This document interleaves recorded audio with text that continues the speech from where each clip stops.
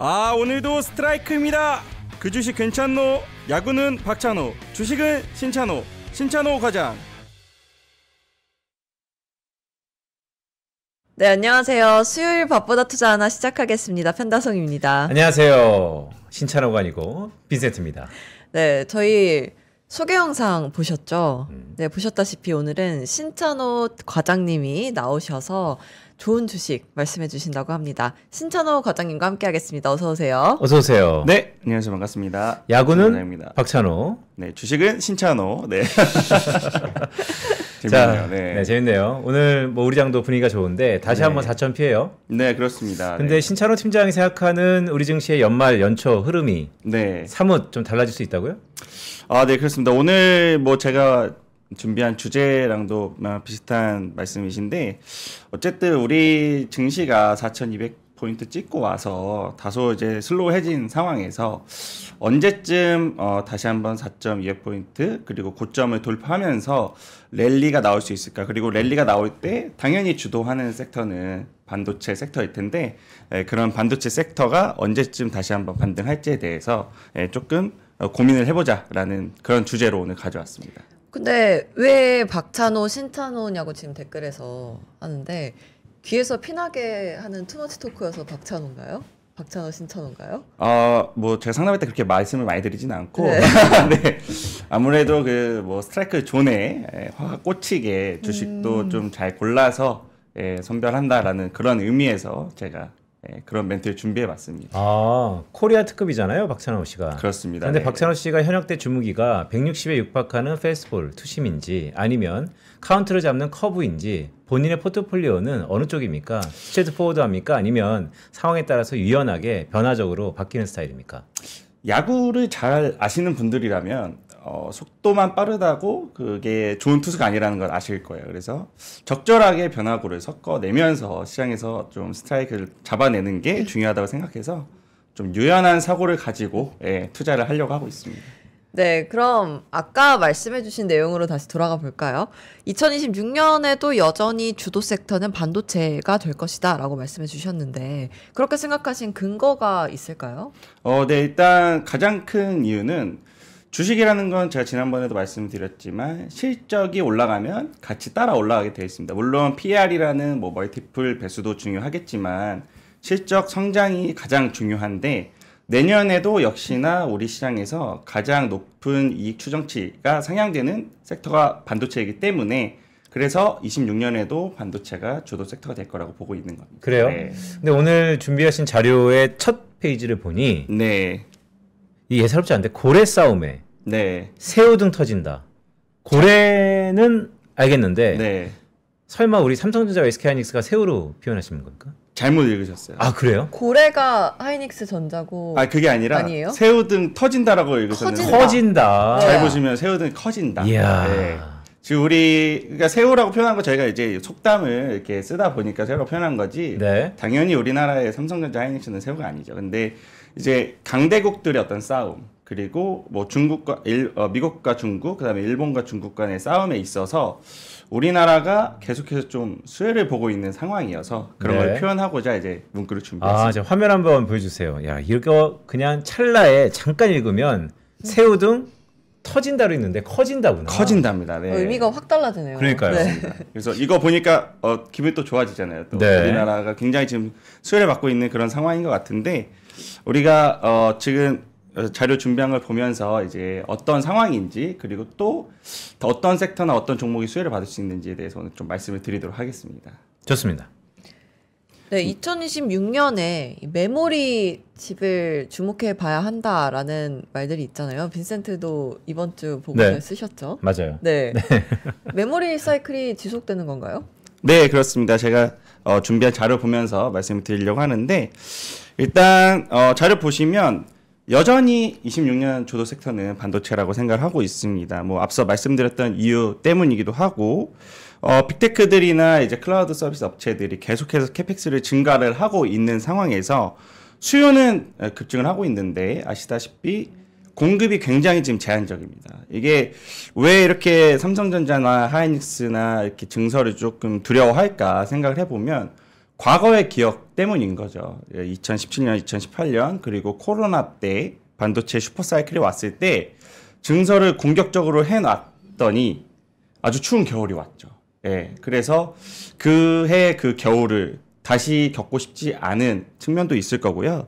그리고 계속해서 지금 들어오는 게 수주가 더블 부킹이 되고 있어요. 그러니까 빅테크들이 하이닉스에도 넣고 삼성전자에도 넣고 주문을 같이 넣고 있는 상황에서 사실은 중복된 어떤 수요들이 계속 잡히고 있거든요. 네. 네, 그래서 그런 것들이 확실해지는 시점이 오면 전자나 하이닉스도 좀 증설을 좀 할 텐데 지금 상황에서는 전자 하이닉스도 조금 조심스럽게 증설을 얘기하고 있는 것 같고 코멘트도 지금 증설을 하기보다는 수익성을 조금 더 누리겠다 이렇게 코멘트를 하고 있습니다. 그래서 공급이 제한된 상황에서 수요가 급증하다 보니까 역시나 메모리 가격도 지금 급등하고 있는 상황에서 26년에 삼성전자 하이닉스의 이익률도 급증할 걸로 보고 있는데 그런 측면에서 보면 여전히 26년에도 메모리 반도체 업체들이 굉장히 좋을 거다라고 보고 있고요.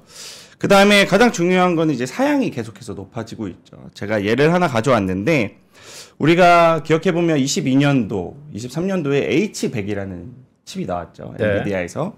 그때 당시만 하더라도 이 H100이라는 칩이 굉장히 높은 성능으로 주목을 받았었습니다. 특히나 메모리가 80GB가 들어가는 GPU였어요. 그래서 그때 당시에도 메모리가 정말 중요해지는 그런 사이클이 왔구나라고 얘기를 하는데 앞으로 발표될 루빈 울트라라는 또 제품이 있거든요. 이 제품에는 무려 1024GB가 또 메모리가 들어가게 됩니다.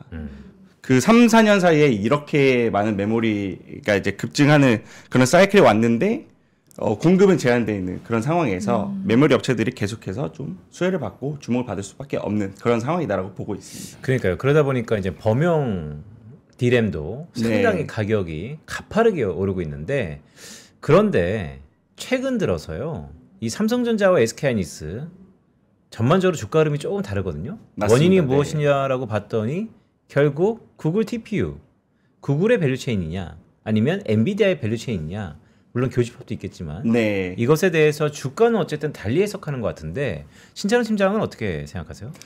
저는 좀 두 가지 측면에서 좀 나눠서 보고 있는데요. 첫 번째는 말씀하신 대로 하이닉스 같은 경우에는 삼성전자보다 HBM을 빠르게 양산에 들어가면서 엔비디아 밸류체인에 편입이 되어 있다라고 보는 시각이 많고 그다음에 삼성전자는 HBM 기술이 조금 늦게 올라오긴 했지만 브로드컴에 HBM을 많이 들어가고 있기 때문에 그거를 양분해서 좀 보는 시각이 있는 것 같아요. 근데 제 생각에는 사실은 두 주가가 이렇게 최근에 엇박자 내면서 올라가곤 있지만 결국엔 두 시장이 같이 커지는 사이클이라고 보고 있고 우리가 좋게 보는 기업이 사실 다를 수는 있어요. 뭐 엔비디아를 좋게 볼 수도 있고 따라서 이제 하이닉스를 투자하시는 분들이 계실 수도 있고 브로드컴이나 구글이 최근에 뭐 TPU 관련해서 이제 올라오다 보니까 그 관련된 밸류 체인을 사고 싶다라는 생각도 있으실 텐데 그 시각에 따라서 투자를 하실 수는 있다. 그렇지만 제 생각엔 어쨌든 두 기업은 같이 갈 거다라는 시각이 첫 번째가 있고 두 번째는 하이닉스랑 전자를 나눠보는 시각에서 보면 사실 하이닉스는 지금 범용 D램보다는 HBM에 거의 올인하고 있다라고 봐도 될 것 같고요.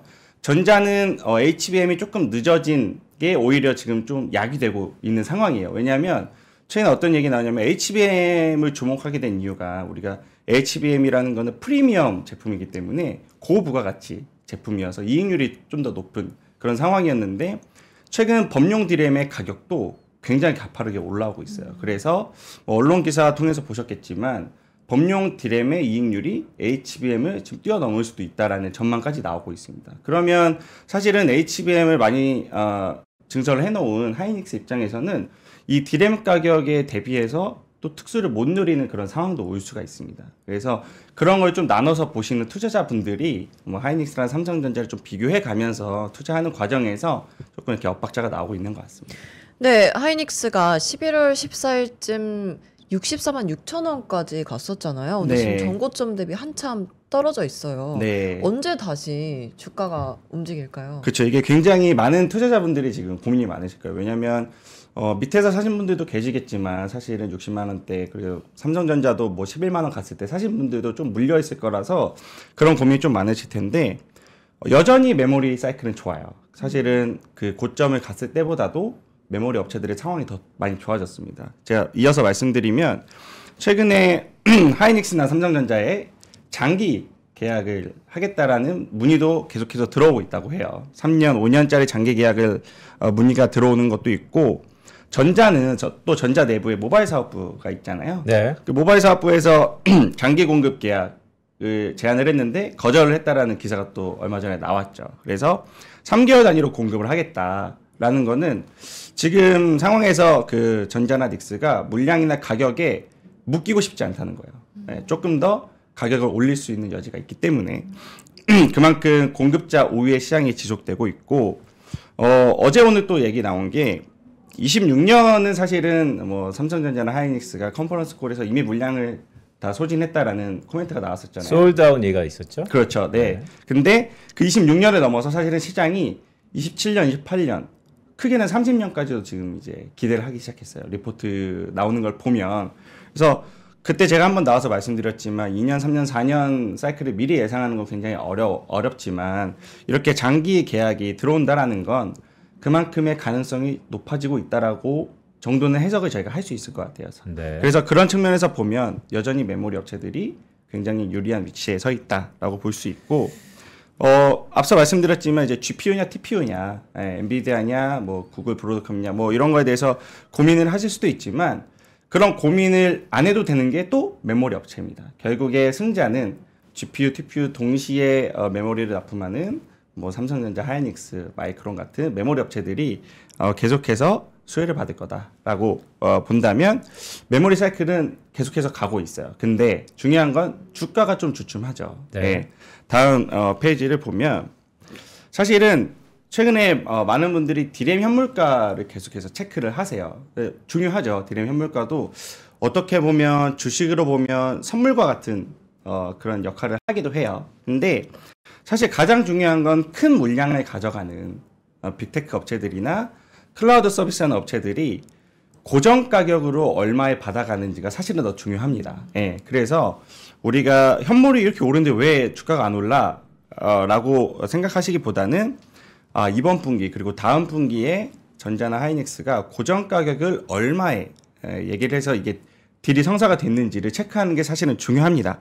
근데 이게 고정 가격이 매 순간순간 거래가 되면 고정 가격이 아니겠죠. 예, 매 분기 그리고 분기 중간 정도에 이 고정 가격을 설정을 해서 거래를 하게 돼요. 예를 들면 4분기 고정 가격은 얼마 전에 기사 통해서 보셨겠지만 삼성전자가 60%를 올려서 계약을 했다라는 기사 나왔어요. 예, 그러면 그건 굉장히 서프인 거죠. 그래서 그 당시에 주가가 많이 좋았었는데 그리고 나서 이제 투자자들이 고민을 좀 하겠죠. 그 다음 분기는 얼마나 올릴 수 있을까? 예를 들면 지금 사실 빅테크들이나 클라우드 서비스 업체들이 말이 60%지 굉장히 높은 가격에 사간 거거든요. 그러면 그 다음 분기에는 가격 저항이 또 생길 수밖에 없어요. 예, 물론 지금 투자를 멈출 수 없기 때문에 메모리를 가져갈 수밖에 없는 그런 상황이지만 그럼에도 가격 저항이 어느 정도는 있을 거거든요. 그러면 내년 1분기 고정 가격을 협상하는 뭐 1월 말이나 2월 초 정도에 과연 이 가격을 얼마나 더 올려서 받을 수 있을지를 확인을 하고 싶어 할 것 같아요. 예. 특히나 외국인 투자자들은 그런 거에 조금 더 민감하겠죠. 그래서 4분기는 일단 고정 가격 협상을 잘 했는데 내년 1분기, 내년 2분기, 3분기 넘어가면서 얼마나 더 가격을 올려갈 수 있을지에 대해서 분기별로 좀 확인을 하고 싶어 하는 게 아닌가라는 생각이 듭니다. 그래서 결론적으로는 연말에는 이 가격이 한번 오른 다음에 좀 쉬어갈 수는 저는 있다라고 보여요. 오늘도 좀 뭐 반등을 전자가 하고 있고 하이닉스도 빠져서 올라오고 있어서 힘은 계속 남아 있는데 제가 말씀드리는 랠리는 전 고점을 넘어선 또 다른 랠리를 말씀을 드리는 거예요. 근데 그런 랠리가 나오려면 제가 앞서 말씀드린 그런 고정 가격이나 업황의 체크가 분기별로 좀 필요할 것 같다라는 생각이 있고 우리가 엔비디아도 몇 배씩 올라갈 때 보면 계속 올라가지 않습니다. 네. 네, 주도 뭐 3개월, 한 개 분기 정도는 쉬었다가 컨퍼런스 콜이나 실적 발표할 때 이야기 듣고 다시 한번 올라가는 경우가 있어서 메모리 업체들의 상황은 좋지만 주가는 조금 천천히 횡보를 하다가 내년 초 정도 되면 다시 전고점을 돌파하는 랠리를 좀 기대할 수 있다라고 생각을 하고 있습니다. 그러니까 이제 포트에서 삼성전자와 SK하이닉스를 가지고 계신 분들은 비중 조절이라는 것을 늘 염두에 두고 있는 상황인데 네. 새로 내년을 바라보면서 뭔가 신규로 투자하시려는 생각을 하시는 분들은 지금 시점에서는 신찬호 팀장이 얘기하는 건 조금 상황을 보고 천천히 해도 나쁘지 않다. 그렇죠. 네. 지금 뭐 전자와 닉스의 비중을 막 올리기보다는 계속 변동이 있을 것 같고, 저는 전자 닉스가 내년에도 좋을 거라고 생각하기 때문에, 만약에 좀 많이 빠지는 날이 오거나, 좀 횡보하는 구간에서 우리가 천천히 비중을 올려가는 건 괜찮은 투자법인 것 같아요. 근데 너무 빠르게 비중을 채우면 네.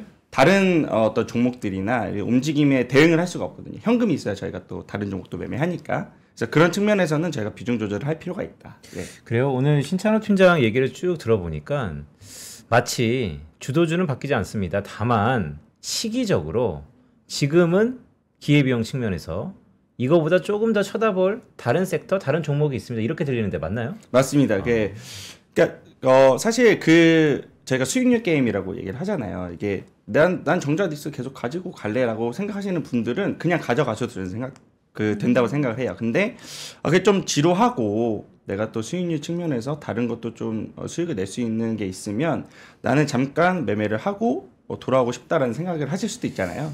그런 분들은 이제 비중 조절을 좀 하셔도 된다. 그런 사람이 많나? 어때요? 지루해요? 전자닉스? 전혀 지루하지 않습니다. 그러니까 지루하지 않다는 사람도 꽤 있지 않을까요? 지루하다고 생각하시는 분들도 있습니다. 그래요? 이건 제 얘기. 아니 뭐 그래도 거의 정기분포니까. 네. 왜냐면 요번에 옮기셨잖아요 터전을. 네, 맞습니다. 더 센터필드 W. W는 왜 붙은 겁니까? W가 굉장히 많은 의미를 갖고 있습니다. 그래요? 웨스 매니지먼트. 네. 다양한 의미를 가지고 있는데. 네. 터전을 옮겼죠. 그러니까 마치 이제 옮기시다 보니까 거기가 어쨌든 저희가 하이넷월스들 좀 더 포트와 규모와 시간적 여유가 있는 분들을 대상으로 하다 보니 지난주하고 약간 느낌이 다른 것 같아요. 지난번 나왔을 때보다는 이제는 거점도 좀 더 핵심적으로 거점 점프로 옮겼다 보니까 고객군도 많이 다양화돼서 그런지 몰라도 주도주는 주도주지만 최근에 조금 더 다른 측면에서 각광받을 그런 업종과 산업과 종목이 있다. 이렇게 좀 피버팅 비슷하게 하시는 것 같은데 맞나요? 사실 중심축은 옮긴 건 아니에요.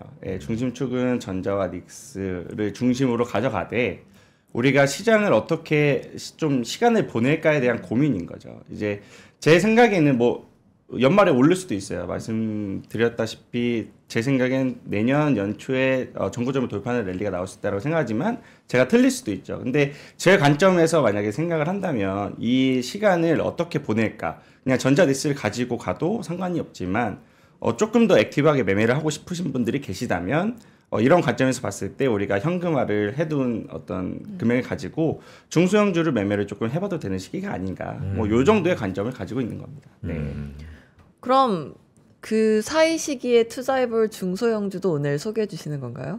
네. 그것도 이제 같이 준비를 했는데 일단 주도 섹터는 제가 변하지 않는다고 말씀드렸잖아요. 반도체. 네. 근데 최근에 시장을 좀 보면 코스피와 또 코스닥이 약간의 상반된 움직임을 좀 보이고 있어요. 뭐 코스피는 전자 닉스가 주도하는 시장이기 때문에 좀 쉬어가는 모습도 있겠지만 정부에서 이제 코스닥 활성화 대책도 이야기를 하고 있고 워낙 중소형주나 대형주 사이에 괴리가 좀 벌어져 있던 상황이어서 그 갭을 채우려는 좀 움직임도 있거든요. 그리고 저같이 생각하시는 분들도 분명 계실 거예요. 지금은 대형주는 좀 쉬어가는 구간에서 중소형주를 좀 액티브하게 매매를 하고 싶다라는 분들도 계실 텐데 그런 측면에서 이제 반도체 섹터 내에서도 우리가 좀 중소형주를 매매를 해보면 좋지 않을까라는 측면에서 좀 반도체 중소형주 중에서 제가 괜찮게 생각하는 종목들을 몇 개 좀 가져왔습니다. 그래요? 네. 어떤 거죠?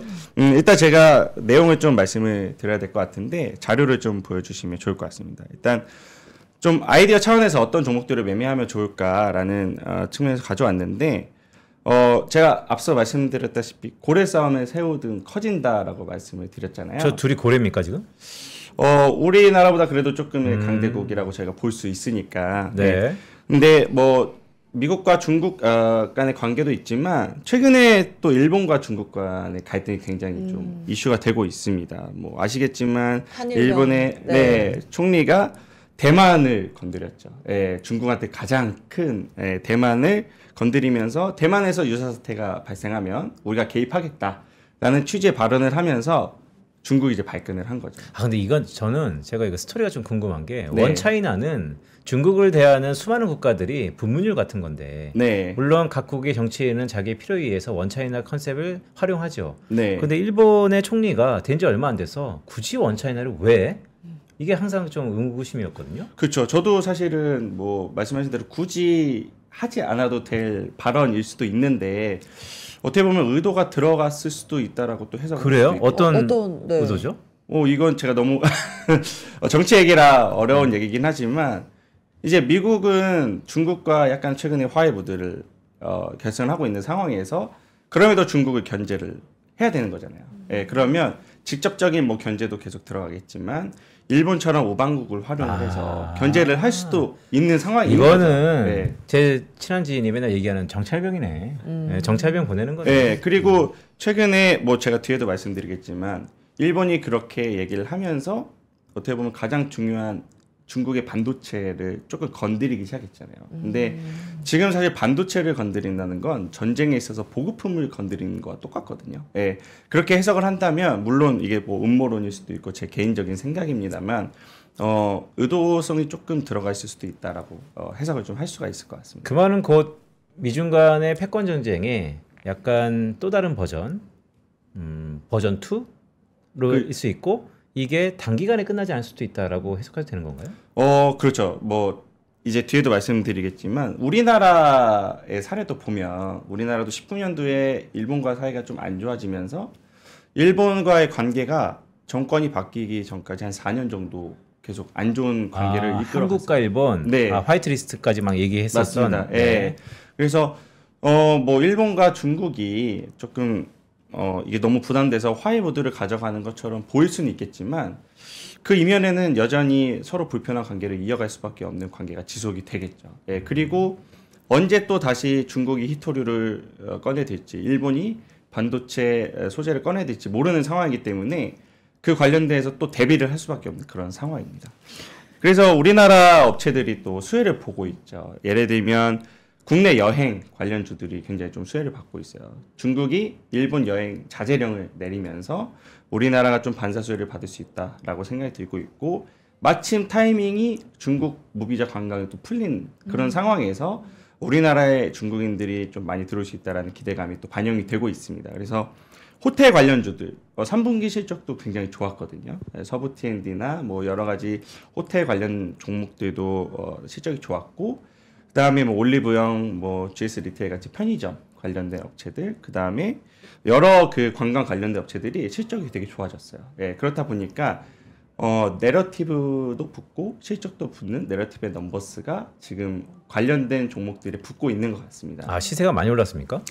이 기사가 나오고 나서 굉장히 최근에 흐름이 좋아요. 예. 물론 실적 발표하고 나서도 뭐 호텔 관련주들은 계속해서 주가가 좋은 상황인데 내러티브까지 붙으니까 굉장히 좀 좋은 상황인 거죠. 그러니까 요즘 호텔을 안 가봐서 한번 가봐야겠다. 네. 아마 방이 없으실 수도 있어요. 네, 뭐 제가 뭐 방은 필요 없는데 호텔 네, 가신다고 하니까. 다이닝이나 네, 알겠습니다. 네. 그래서 이제 중국이 그렇게 카드를 꺼내니까 일본이 보복 카드를 꺼냈죠. 역시나 반도체 소재 보복을 꺼냈고 자료 보시면 이제 반도체 노광에 쓰이는 핵심 소재죠. 포토레지스트를 규제를 넣었어요. 이거는 우리나라와의 어떤 화이트리스트 수출 규제 때도 똑같은 품목이었거든요. 왜냐하면 일본이 글로벌에서 이 포토레지스트 시장에서 70%를 장악하고 있기 때문이에요. 예, 그래서 이 포토레지스트를 규제를 하면서 중국의 뭐 파운드리 업체인 SMIC나 CXMT 같은 반도체 업체들이 좀 위기감을 좀 느끼고 있는 그런 상황인 거죠. 여전히 저도 기억나는 게 벌써 한 5년 정도 된 것 같은데 네. 일본이 이 소재단에서 여전히 글로벌리 마켓 셰어가 크다. 네, 맞습니다. 그리고 이 초격자를 유지하고 있다. 그게 글로벌리 불거졌잖아요. 네. 한국이 거의 직격탄을 맞았고 그 5년이 지났는데 여전히 내재하고는 안 되는군요. 내재한 품목도 있고 하지 못한 품목도 있습니다. 예를 들면 제가 뒤에도 말씀드릴 블랭크 마스크 같은 거는 그게 뭐예요? 포토 그 공정에 반도체 8태 공정 중에 포토 공정에 필요한 원재료 중에 하나예요. 소재 중에 하나인데 그 블랭크 마스크가 사실은 국내에 100% 전량 수입하는 품목이었어요. 일본에서. 근데 이 품목을 국산화시킨 게 이제 SNS텍이라는 회사고 국산화시키고 나서 시총이 거의 5배, 6배 올랐습니다. 예, 그래서 그렇게 국산화시킨 제품도 있는데 블랭크 마스크? 네, 블랭크 마스크. 아, 그러면 시총이 5배 오를 때까지 우리 밥보다 수천하지고 언제부터 하고 있는데 이제 와서 얘기하면 어떡해요? 그 5배 오른 건 전에 오른 거 아니에요? 19년도 그 전에 네. 그 네. 수출 규제가 있었을 때부터 5배입니다. 너무 그렇게 서운하게 생각 안 하세요. 그러니까요.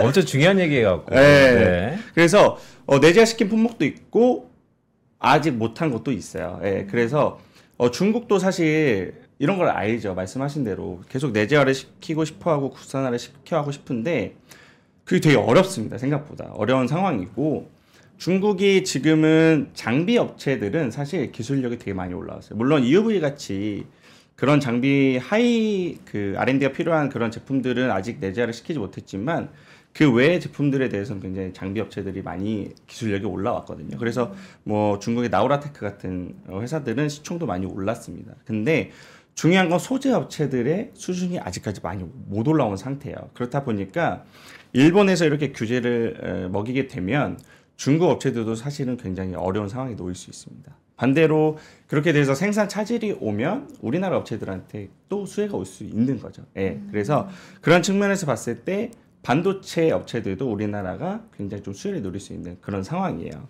그래서 자료 또 보여드리면 옛날 우리나라의 어떤 사례를 같이 저희가 볼 필요가 있을 것 같아요. 말씀드렸다시피 최근에 5배 오른 게 아니라 SNS텍이 이때부터 거의 5배 이상 올랐어요. 예. 어제 너무 작아서 저 때가 언제 시작하는 거예요? 이때가 19년도부터 19년도. 네, 22년도, 23년도까지의 주가 3년 추이고 동안 5배가 된 거예요, 시총이. 그렇습니다. 네.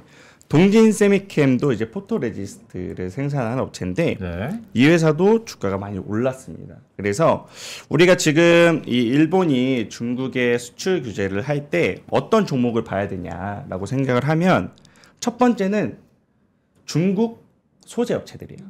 네. 네. 우리가 이제 상황을 또 바꿔서 봐야죠. 일본과 우리나라의 상황에서는 우리나라 소재 업체들이 굉장히 수혜를 많이 받았다면 일본과 중국 간의 상황에서는 중국 소재들이 수혜를 많이 보겠죠. 왜냐하면 내재화를 시키려면 그 업체들이 육성을 시켜야 되니까. 네. 네, 그래서 우리가 투자를 할 수 있다면 중국에 상장되어 있는 중국 내수 업체들을 볼 필요가 있다라는 게 이제 첫 번째 관점이고요.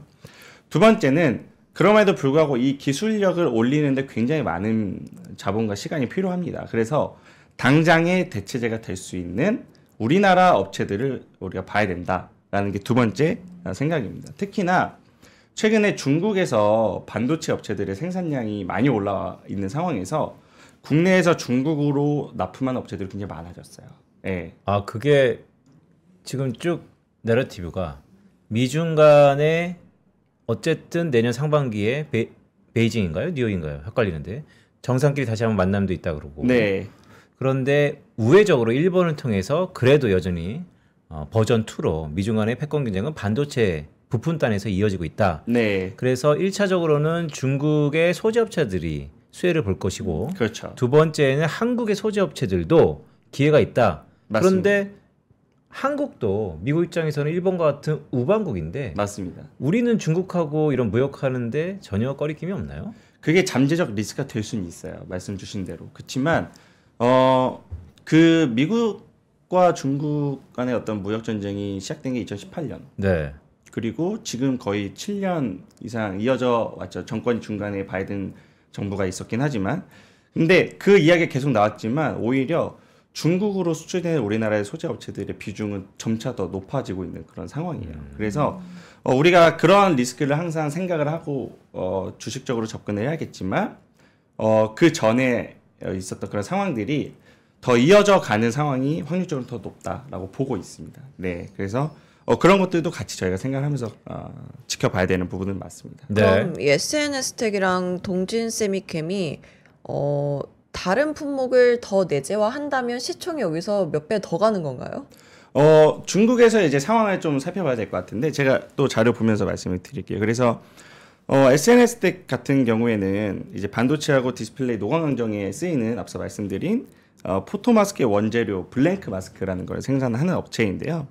이 회사가 이제 100% 수입하던 블랭크 마스크를 국산화에 성공을 해서 주가가 한번 많이 올랐었고요. 최근에는 중국 업체들이 생산량을 늘리면서 중국 수출 물량이 굉장히 빠르게 올라오고 있어요. 이거는 DS투자증권에서 나온 리포트를 제가 가져왔는데 중국으로의 수출이 굉장히 빠르게 올라가면서 그러니까 전체 매출에서 해외 매출 비중이 50%를 넘어섰어요. 이제는 수출로 나가는 물량이 훨씬 더 많아졌는데 그 물량의 대부분이 이제 중국 향으로 나가고 있는 그런 상황이고요. 중국이 왜 지금 블랭크 마스크 수요가 많이 늘어나는지 저희가 좀 봐야 되는데 사실은 중국이 최근에 이제 EUV 장비를 들일 수가 없잖아요. 네. 네, 그렇다 보니까 DUV 장비를 가지고 여러 번 찍어내는 멀티 패터닝 기법으로 7나노 이하의 선단 공정을 생산을 하고 있어요. 근데 이 멀티 패터닝을 하게 되면 블랭크 마스크, 그러니까 포토 마스크를 여러 번 써야 된다는 얘기거든요. 그게 2배에서 4배 정도 증가를 한 거예요. 네. 그렇다 보니까 그 원재료인 블랭크 마스크의 수요가 2배에서 4배 정도 올라갔겠죠. 예. 그런 수요 증가가 있는 상황에서 중국 내에서 블랭크 마스크 점유율이 한 40% 정도 돼요. 적지 않은 점유율을 가지고 있는데 그 나머지 기업이 어느 나라 업체냐? 일본 업체입니다. 예. 호야라든지 시네츠 같은 기업들이 나머지 점유율을 가지고 있는 상황인데 만약에 일본이 추가적으로 품목을 확장을 시켜서 이런 품목들도 수출 규제를 내게 된다면 SNS 같이 미리 중국에 진출해 있는 회사들이 수혜를 받을 수밖에 없는 상황으로 오는 거죠. 네. 그래서 이런 관점에서 SNS 같은 회사를 보면 좋을 것 같고 네. 추가적으로 이제 SNS텍의 업사이드가 될 수 있는 하나의 측면은 또 EUV 블랭크 마스크 내재화인데요. EUV 블랭크 마스크도 지금 일본 업체들이 다 과점을 하고 있는 상황입니다. 그래서 이거를 EUV 블랭크 마스크를 이제 SNS텍에서 국산화를 지금 시키고 있는 상황이고 기사나 리포트에 따르면 올 연말이나 내년 초에 이제 양산에 들어간다고 해요. 근데 이게 왜 중요하냐면 일반 블랭크 마스크 대비해서 굉장히 고가의 제품입니다. 그래서 경쟁사 기준으로 OP 마진이 60%에서 70% 정도까지 나오고 있는 상황인데 이게 양산으로 해서 들어간다면 또 하나의 주가의 모멘텀이 될 수도 있고 내년에 삼성이 파운드리에서 굉장히 중요한 해요. 왜냐하면 최근에 보셨겠지만 테슬라가 삼성 파운드리에 수주를 줬잖아요. 근데 그게 2나노 기반의 공정입니다. 네. 네. 그리고 2나노 같은 경우에는 EUV 공정이 필수로 들어갈 수밖에 없어요. 네. 그렇다고 한다면 EUV 블랭크 마스크를 국산화시킨 SNS텍도 이 삼성에서 이 테슬라의 수주를 받은 이 파운드리가 제대로 양산에 들어가는지가 굉장히 중요합니다. 그리고 양산에 성공하게 된다면 SNS텍이 EUV 블랭크 마스크를 삼성에 납품을 하면서 또 주가가 한 번 더 올라갈 수 있는 그런 상황이기 때문에 내년에 SNS텍을 또 주목을 해야 되는 이유 중에 또 하나라고 볼 수 있습니다. 테슬라의 오더가 실제 양산화되는 게 플랜이 언제죠? 26년 하반기로 제가 알고 있습니다. 한 1년 남았네요. 네, 그렇습니다. 그래서 이 이나노 공정이 좀 잘 진행되는 게 삼성도 그렇고 제가 말씀드린 SNS도 굉장히 중요한 이슈 중에 하나입니다. 그러면 SNS텍 이걸로 바꾸면 되는 겁니까? 아, 종목을? 네. 하이닉스를? 네. 그러니까 분배를 하는 거죠. 같이 네. 가져가는 게 좋지 않을까요? 같이 가자. 네. 그렇죠. 같이 가져가는데 사실 비중은 당연히 하이닉스, 삼성전자에 실어놓고 일부 만약에 좀 중소형주에서 트레이딩을 하고 싶으신 분들이라면 일부를 이렇게 SNS텍이라든지 중소형주를 편입을 하면 좋겠다라는 관점에서 보시면 될 것 같아요. 네, 그리고 SNS텍이랑 같이 가져오신 동진 세미캠 이건 앞으로 전망이 어때요? 네, 사실 동진 세미캠이 이번에 일본에서 수출 규제를 포토레지스트에 대해서 규제를 내렸기 때문에 사실은 더 수혜를 볼 수도 있습니다. 단기적으로. 네, 그렇습니다. 일단 동진 세미캠 같은 경우에는 노광 공정에 사용되는 이제 포토레지스트를 생산하는 업체이고요. 반도체뿐만 아니라 이제 디스플레이라든지 발포제 매출도 같이 가져가고 있는 그런 회사입니다. 예. 과거에 이제 그 일본에서 포토레지스트 수출 규제를 우리나라에 적용을 했을 때 국내에서 유일하게 개발하고 공급을 할 수 있었던 그런 회사라고 보시면 되고요. 최근에는 이제 EUV 포토레지스트까지도 다변화를 지금 시키고 있습니다. 그래서 말씀드린 뭐 SNS텍과 같이 전자 파운드리가 이제 양산에 성공을 하고 UV의 어떤 적용이 늘어나게 된다면 동진 세미캠 역시 UV 포토레지스트로 한 번 더 업사이드를 저희가 노릴 수 있는 그런 상황이고요. 그 다음에 어쨌든 그 중국에서도 이 포토레지스트 시장을 일본이 다 쥐고 있는 그런 상황입니다. 네. 시네츠나 뭐 TOK나 JSR이 글로벌 시장 점유율이 70%고 고순도 포토레지스트 같은 경우에는 점유율 95%예요.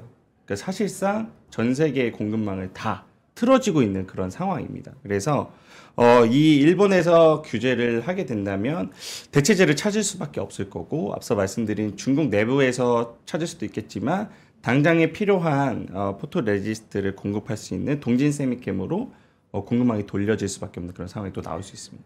그럼 이 두 종목은 일본과 중국의 대립이 끝날 때까지만 조금 전망이 좋은 거예요? 아니면 그 이후에도 전망이 계속 좋은 건가요? 지정학적 리스크와 상관없이. 과거 우리나라 업체들을 보면 사실 많은 분들이 일본과의 관계가 개선되면 이 회사들의 주가가 하락할 거다라고 생각을 하셨는데 네. 지금 와서 이제 보면요. 점유율이 계속해서 늘어나고 있어요. 네.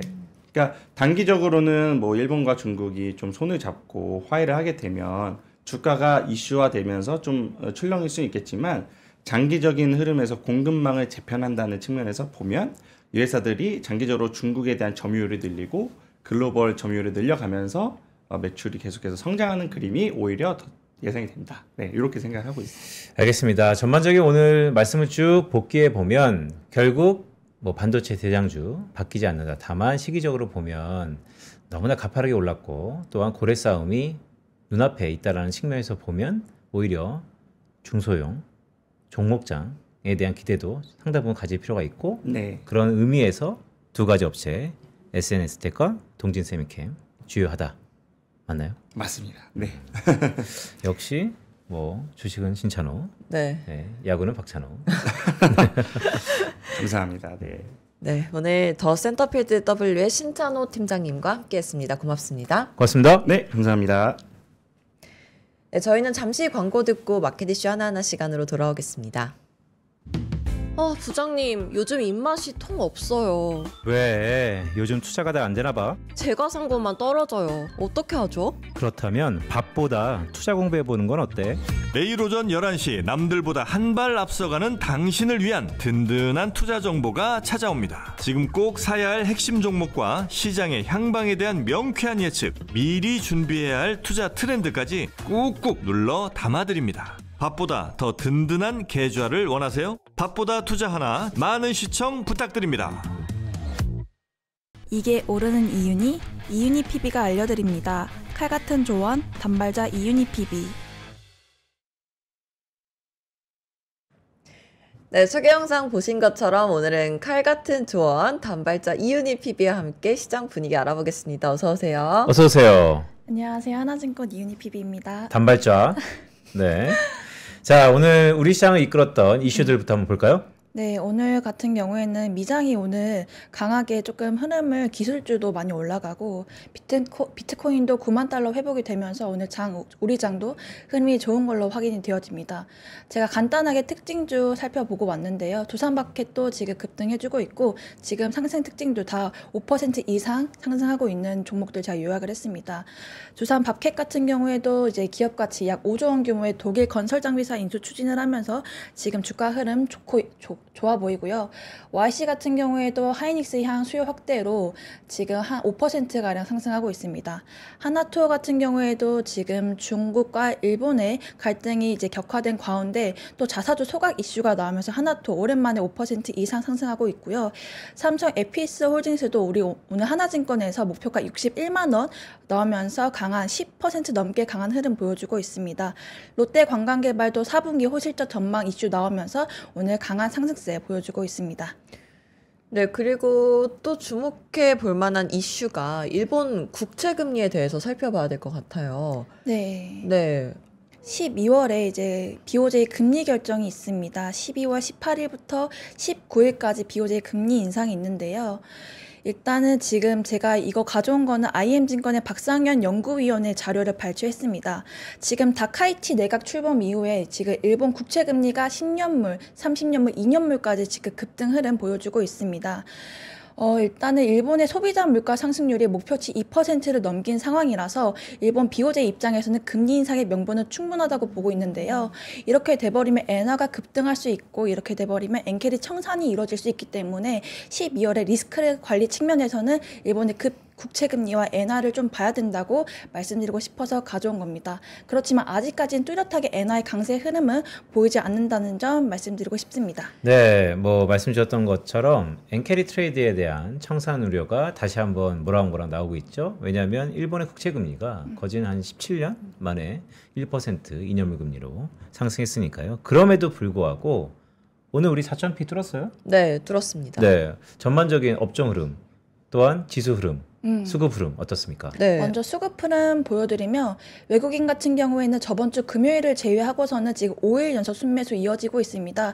금요일 같은 경우에는 한국을 탈주했다기보다는 코스피 자금이 코스닥으로 갔기 때문에 거의 6일 연속 한국 증시에 투자하고 있다고 보시면 될 것 같습니다. 코스피 오늘도 외국이 1,000억 정도 사고 있고요. 기관도 3,500억 정도 매수하고 있습니다. 선물 시장도 외국인이 2,000억가량 매수한다는 점 눈여겨보시면 될 것 같고 오늘 코스피 같은 경우에는 지금 4,000p 복귀를 하면서 지금 21선에 복귀한 상황입니다. 네, 그리고 업종별로 지금 주가 흐름 어떤지 볼까요? 먼저 아까 보여주신 자동차 업종, 네, 현대차랑 기아 상승하고 있나요? 네, 그 관세 이슈가 나오면서 어제 강한 흐름 보여줬었는데 오늘 같은 경우는 현대차 0.19%, 기아 0.94% 상승을 하고 있는데 지금 자동차 같은 경우에는 외국인 매수세가 좀 지속된다는 점에서 눈여겨보면 될 것 같습니다. 그리고 현대차 같은 경우에는 로봇 관련주로도 묶이기 때문에 한번 지켜봐 주시면 좋을 것 같습니다. 근데 잠시만요. 이 화면이 네. 좀 흥미로운데 반도체 는 상승과 하락이 혼재되어 있는 듯한 모습이고 방산 왼쪽 하단이죠. 방산은 대부분 주요 업종들이 상승하는 것 같고 조선도 마찬가지. 근데 음식료는 또 오늘 대부분 하락하는 것 같고요. 그다음에 엔터, 화장품 전반적으로 좀 부진하다라고 볼 수 있고 스테이블 코인이 오늘 좀 괜찮네요. 네, 스테이블 코인 같은 경우에는 최근에 비트코인이 조금 9만 선을 회복했기 때문에 그 영향으로 지금 스테이블 코인 관련주도 상승하고 있고요. 제가 뉴스 먼저 짚어드리도록 하겠습니다. 오늘 뉴스인데요. 일단 아까 앞서 말씀드린 것처럼 자동차가 이제 한국 자동차 관세가 15%로 이제 소급 인하가 됩니다. 그러면서 이제 11월 초에 현대차와 기아, 현대오토웨이버가 급등을 했는데 그 전고점을 뚫을지가 좀 관건이라고 보시면 될 것 같고요. 그리고 저희 배당소득 분리과세 상법 개정 이슈가 나오면서 오늘 은행주, 지주사 모두 좋은 흐름 보여주고 있습니다. 그리고 어제 같은 경우에는 페노션이 급등을 했었는데 오늘 같은 경우에는 해운주가 조금 쉬어가고 있는 모습 보여주고 있지만 지금 BDI 지수가 지금 2년 만에 최고치를 경신했다는 점, 그리고 해운주 같은 경우에는 강달러일수록 유리한 업종입니다. 그런 점에서 해운주들 이렇게 조정될 때 조금 공부해보시고 봐보시는 것도 전 좋다고 보고 있고요. 그리고 원자력 관련주들도 지금 그 러트닉 장관이 한일 투자금 중 일부를 미국 내 원자력 발전소 건설에 우선적으로 투입하겠다는 이슈가 나오면서 오늘 원자력 관련주들, 해체 관련주들 지금 상승 흐름 보여주고 있습니다. 지금 BHI도 4% 이상 상승하고 있고 태웅도 지금 5% 이상 상승하고 있습니다. 알겠습니다. 자, 시장의 모든 이목은 유동성의 12월, 다음 주에 있을 12월 달 FOMC로 이목이 집중되는 것 같은데 FOMC에 대한 관전 포인트가 있나요? 제가 준비한 거는 일단은 지금 차기 연준 의장으로 후보가 이제 케빈 해실이 나오고 있습니다. 이 장관 같은 위원장 같은 경우에는 트럼프의 측근으로 유명한데요. 이렇게 되면 이제 비둘기파에 대한 그런 이슈가 나오면서 일단은 연말 같은 경우에는 베어 스티프닝이 나올 것이다 라고 지금 전망이 잡혀지고 있는데 이 베어 스티프닝을 이제 좀 요약을 해서 말씀드리자면 장기 금리가 상승하고 이 장단기 금리차 스프레드가 조금 격차가 좀 커지는 그런 상황을 말씀드리는데요.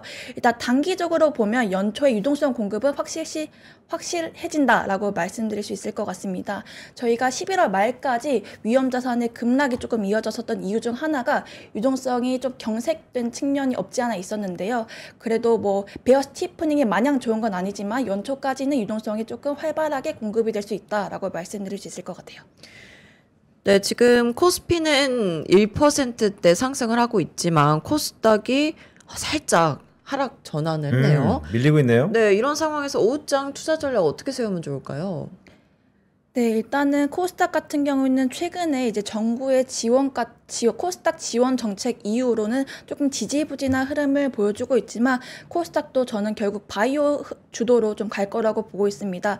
오늘 같은 경우 보시면 알테오젠도 조금 약보합이고 에코프로 2차전지 또한 지금 조금 약보합인데 하지만 코스닥 같은 경우에는 아직까지 모멘텀이 확실히 남아있기 때문에 이렇게 쉬어갈 때 코스닥 지수 ETF라던가 2차전지 바이오 조금 조정받을 때 들어가셔도 좋다고 보고 있습니다. 오늘 바이오에 무슨 일이 있나요? 왜냐면 펩트론도 그렇고 코스닥의 시가총액 1등인 뭐 이전 상장이라는 이슈를 눈앞에 두고 있지만 알테오젠도 그렇고 전반적으로 바이오 업체들의 분위기가 그러게요. 사뭇 일주일 전하고 좀 다릅니다. 좀 다릅니다. 오늘 같은 경우에도 그 미국 헬스케어주가 조금 조정을 받았는데 이 펩트론 같은 경우에는 따로 개별 이슈로 릴리와의 계약건이 14개월에서 24개월로 연장되는 그런 이슈가 나오면서 이제 시장 투자자들의 투심이 조금 악화된 측면 때문에 지금 어제 정도 급락이 이어지고 지금도 오늘 보시면 조금 보합권에서 머물고 있는데 4% 이상 급락을 보여주고 있는데 제가 따로 펩트론을 공부하고 있지만 펩트론 같은 경우에는 제가 보기에는 악재는 이미 조금 다 반영이 됐다고 보고 있습니다. 물론 14개월에서 24개월로 연장이 되고 있지만 릴리가 조금 추가 실험을 요구했다는 것 자체가 펩트론을 믿기 때문에 저는 그에 대한 방증이라고 생각이 들어서 펩트론 이렇게 조정받을 때 조금 공부해 보시고 조금 매수를 해봐도 조심스럽게 좀 제안을 좀 드려보고 있긴 한데 네. 지금 삼성 에피스홀딩스의 투자 주체 수급을 한번 볼까요? 왜냐하면 오늘 에피스홀딩스 저희 김선아 위원이 바이콜에 보고서를 냈는데 20% 넘게 급등하고 맞습니다. 있고 거기 수급 주체들을 보면 도대체 다른 바이오를 혹시 팔고 다 삼성 에피스홀딩스로 갈아타는 것인가? 뭐에 대한 약간의 의구심도 있거든요. 누가 많이 사고 있죠? 잠시만요.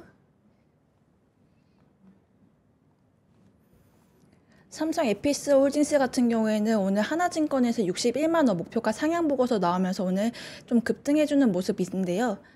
잠시만요. 네. 오늘 삼성 바이오로직스도 1% 넘게 상승을 하고 있긴 하네요. 네. 네. 그러니까 이제 대형주에 대한 제약바이오에 대한 기대감이 높아지는 반면 코스닥에서의 아니면 중소형단에서의 제약바이오의 흐름이 좀 달라서 수급별 주체가 좀 중요한 것 같은데. 네. 수급 주체를 좀 잠시만요. 네. 찾으려고 하는데 잠시만요. 알겠습니다. 뭐 대부분 외국인들이 사겠죠. 네, 그렇죠. 그렇기 때문에 외국인들이 전반적인 흐름이 좀 달라진다라는 생각이 좀 드는데. 오늘 오전까지만 하더라도 10% 이상 상승했는데 지금 23% 이상 급등을 해주는 모습 보여주고 있습니다. 아무래도 투자 주체별 잠시만요. 오늘 외국인과 기관이 다 매수를 하고 있네요. 아 그러네요. 네. 네, 보니까 특히 외국인이 네, 쌍끌이의 매수고 외국인 같은 경우는 계속해서 분할 이후에 재상장 이후에 매도했다가 오늘 또 매수로 돌아서는 양이다라는 생각이 드네요. 알겠습니다. 그럼 전반적으로 뭐 오전장보다는 오후장의 변동성이 항상 컸으니까요. 이유니 PB가 바라보는 오후장 투자 전략을 한마디로 요약하자면 어떤 게 있을까요? 제가 이제 반도체 바이오는 계속 말씀드렸지만 지금 실적이 좋은데도 불구하고 낙폭이 과대한 종목들이 상당히 지금 코스닥 코스피에 많은데 제가 준비한 자료 한 번만 보여주세요. 이거 당사에서 발간한 자료인데 지금 낙폭이 과대한데 성장하고 있는 주식들이 되게 많습니다. 바이오 하나, 반도체 하나 이렇게 주도주들을 하나씩 갖고 있대 포트폴리오로 이런 주식들도 한두 가지는 좀 담을 필요가 있다고 보고 있습니다. 이런 낙폭 과대주들 실적이 지금 실적이 좋고 저PER 이런 종목들을 조금 공부해 보시는 것도 좋다고 보고 있습니다. 알겠습니다. 자, 오늘 야심차게 저희가 소개 영상을 마련했는데 이유니 PB의 소개 영상의 메시지가 뭐였죠? 칼 같은 조언 네. 칼 같은 조언 한번 해주세요. 칼 같은 조언. 네. 전 산타랠리는 온다고 보고 있기 때문에 조금 주식 비중을 늘려가도 좋을 것 같습니다. 네, 알겠습니다. 역시 칼 같은 단발좌 네. 이윤희 PB였습니다. 고맙습니다. 고맙습니다. 네, 감사합니다. 네, 저희 오늘부터 소개 영상 네. 틀어드렸잖아요. 되게 좋은 것 같지 않아요? 그러니까요. 네. 야구는 박찬호. 주식은 신찬호. 내리에 탁탁 바뀌는데 이외에도 뭐 저희 밥보다 출연하는 유수한 PB들이 다 하나하나씩 만들었으니까요. 내일도 기대 한번 해봄직 할 것 같습니다. 네, 점심 맛있게 드시고요. 저희는 내일 또 돌아오겠습니다. 고맙습니다. 고맙습니다.